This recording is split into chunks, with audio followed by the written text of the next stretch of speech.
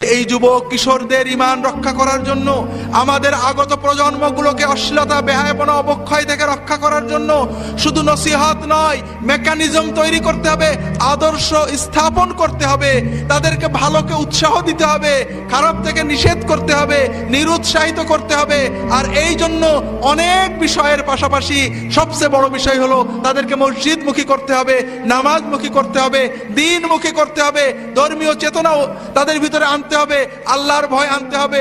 বিশ্বাস করেন, এই নগ্ন সমাজেও অনেক ছেলে মেয়ে আছে শুধু একমাত্র মাওলানা সাহেবের কথায় এখনো সে নিজেকে পবিত্র রেখেছে, এখনো নামাজ পড়ে আল্লাহর পথে থাকতে চায়। তার পিতামাতা তাকে ছেড়ে দিয়েছে, তার স্কুল, তার প্রতিষ্ঠান, তার সকল প্রচার মাধ্যম তাকে পাপের পথে থাকে, তাদের পাপের দিকে তাদেরকে আহ্বান করে। এরপরেও ওই যুবক, ওই কিশোর শুধুমাত্র ঈমানি চেতনায়, শুধুমাত্র আল্লাহর ভয়ে এখনো ভালোর পথে থাকে।